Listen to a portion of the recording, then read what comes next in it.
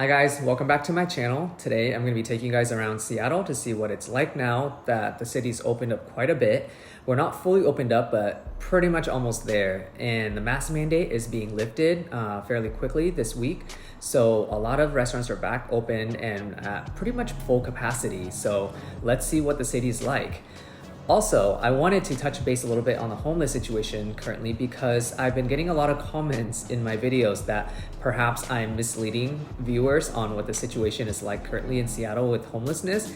And I wanted to just show you guys firsthand what I'm seeing and not take my word for it, but just let you guys see and determine for yourselves if it's really that dangerous or not to be around Seattle right now. So let's come along. I'm gonna go get dressed and then I'll take you guys out.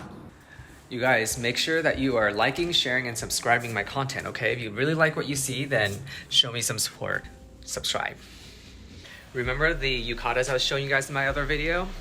Finally wearing them because it's super hot in Seattle now, and this is my official robe for the summer. Well, I'm gonna go get changed. You guys can't follow me in here, but I'll see you guys in a little bit, okay? Alright, so as you guys can see, Seattle is definitely bouncing back and we are seeing a ton of traffic in Seattle now, and we're not even 100% back yet because most of the office workers are not back until September, I believe. But most weekends now, most days during peak traffic hours, we're seeing this, and sometimes outside of peak traffic hours. But it's beautiful in Seattle, so that makes sense, and people are vaccinated and they're just more comfortable getting out now. Everyone's still wearing masks though, so it's still not 100% back to normal, but it's definitely getting there. I'm kind of concerned for when everyone goes back to work also because the West Seattle Bridge is down.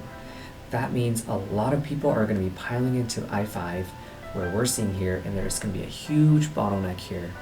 So I believe there's going to be a lot of traffic, way worse than even before COVID, until that bridge is fixed. And that bridge is not supposed to be fixed for years. So if you're moving to Seattle, make sure you're living in a place where you don't have to drive through I-5 very much. You can take public transportation or just walk to work or places that you hang out at. Although there is a lot of talk that coming back to work won't be full-time, it'll be maybe a few days a week or a couple days a week, so hopefully that helps alleviate the traffic a little bit. But I wouldn't depend on driving everywhere all the time, especially through I-5, because you're going to be sitting in traffic quite a bit. Alright, so I'm going to take you guys all the way from the south end of downtown and going through a lot of the areas so you kind of see what's going on right now. I specifically want you guys to pay attention to any homelessness or any homeless encampments like the ones you see on the right here. This is what we're seeing in Seattle right now. There are some homeless people coming back again. I guess it's just like everyone else, right? People are coming back to downtown, so the homeless people are also coming back to downtown. As you can see over here on the left, there are some homeless encampments. This is in the southern side of Chinatown, on the edge of Soto. This is nowhere near as bad as it used to be though. Imagine this whole area covered in tents and, you know, insane. There's smoke from people cooking outside and just people wandering around. This is still a lot better than it was before. And as you can see, we see some homeless presence, but there's not this blatant danger that everyone makes it out to be. I think we have to be very careful about assuming that something's dangerous versus just unpleasant to look at. Obviously, don't go around these areas at night or by yourself when, you know, it's really dark.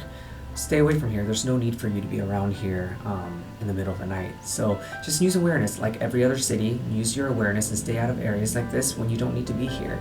I drive through here all the time at night, and I don't, to be honest, I don't see anyone even wandering around or just the presence of a person, to be honest. Most of the homeless people are in their tents and everyone else has stayed out of this area if they don't have business here.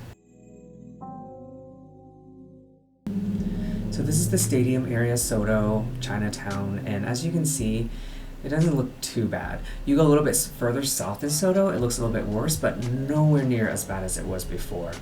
We're right in the heart of downtown now. You can see there's a couple tents here and there. That's City Hall. This is where a lot of the protests actually happened before also. One disclaimer I'll give is nearby there's a park called Pioneer Square Park, and it's covered with homeless people right now. And I didn't get a chance to film it because I had filmed this prior to it getting pretty packed again. But what I'm saying is that if you keep to yourself, stay out of those areas, you'll be fine. There's really not a need for most people to be in those areas anyway, and even if you have to walk by there, to be honest, if you mind your own business, you'll be fine. This is the central Westlake area where a lot of tourists are back and it's getting busy again. I'm walking through Belltown now, and it's pretty lively. This is where a lot of young professionals live now. There's a lot of bars, clubs, and restaurants back open again. Tourists are here. As you can see, there's a club right there, and there's a line, and it's probably like 5 or 6 p.m. It's not that late even.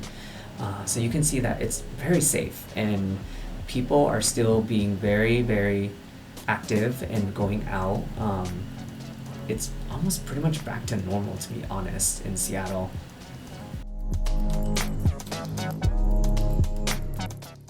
Many of my viewers have asked me if Belltown was a good area to live in because you guys are moving here for work or just moving to a different city in general and wanted to get a different feel and a different lifestyle.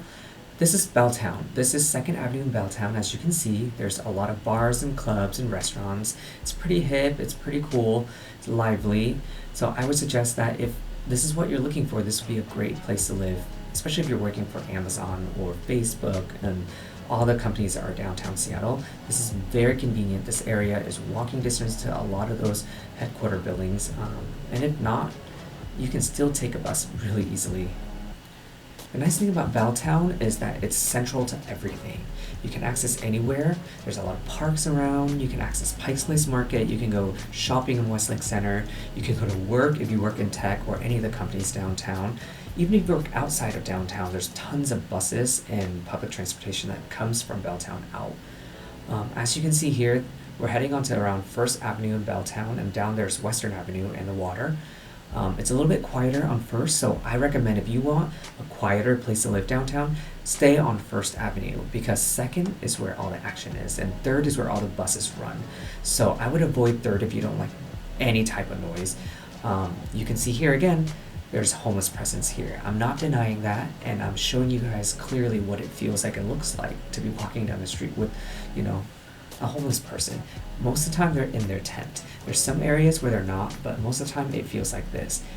They're not bothering you. This is as bad as it gets. This is 3rd Avenue in this weird spot where there's always a ton of homeless people, a lot of activity with that going on.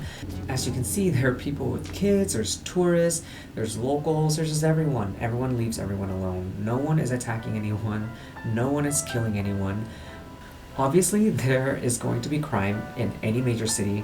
Someone's going to get stabbed, someone's going to get killed, shot, whatever. I'm not denying that, but what I'm saying is the usual experience, the standard experience, the one that I'm showing you guys right now is what you're going to get. So now I'm on Capitol Hill again, and I'm going to meet some friends for dinner. I'm going to show you guys what it's like here. It's pretty busy too. Almost every restaurant was packed. There was like nowhere to eat. The reservations were all booked up. So as you can see, people are back out, and Seattle is almost pretty much back to normal. Showing you guys a little bit of what I'm eating. This place is amazing. I'm really glad businesses are back up and restaurants are open because I can't cook like this. So it's nice to be able to eat something else. What's nice about Seattle in the nice seasons of the year, which is summer and fall and spring, is that it gets dark a lot later in the day. So you have a lot of time to socialize and be outside doing outdoors activities, eating, and a lot of the restaurants have outdoor seating even before COVID. As you can see, this is the bar where my car is parked right next to. It is packed, and I'm telling you, it's only about 9:30 right now. There's lines everywhere. We're driving into the core of Capitol Hill, which is crazy. On the right there and the left there's lines wrapped around the block just to get into bars and clubs. And a lot of the bars actually have outdoor seating now, which is pretty cool actually, because it creates a little bit more atmosphere, right? Here's another bar, lines out the door, and cars everywhere. This is no different than before COVID in Seattle. This is crazy. I just hope that people are vaccinated and protected, because we definitely do not need another shutdown. Small businesses cannot handle it, and I think all of us cannot handle the segregation for much longer. So I hope people are staying safe, people are getting vaccinated, and doing their part to, keep everyone better off overall. If you're visiting Seattle, now is a really great time because there's a lot of stuff to do. The weather is amazing, except that 110-degree weekend. That was exhausting. But overall, the weather's been around the 80s and 70s, high 70s, and it's been just perfect. Nights out are really cool and breezy. During the day, it's really warm. Everyone's in a much better mood now. Businesses are opening back up. There's a lot more to do, so it's the perfect time to visit Seattle. Well, that's it, guys. That's my little update for the status in Seattle right now. If you liked what you saw, make sure to like, share, and subscribe, and look for my new upcoming content where I'll be showing you guys all the places I've traveled to and upcoming trips that I have, because now that we can travel again, I'm ready to start doing vlogs about all my adventures outside of Seattle also. Can't wait to see you guys again. Take care and stay safe and healthy. Until next time, okay? Bye!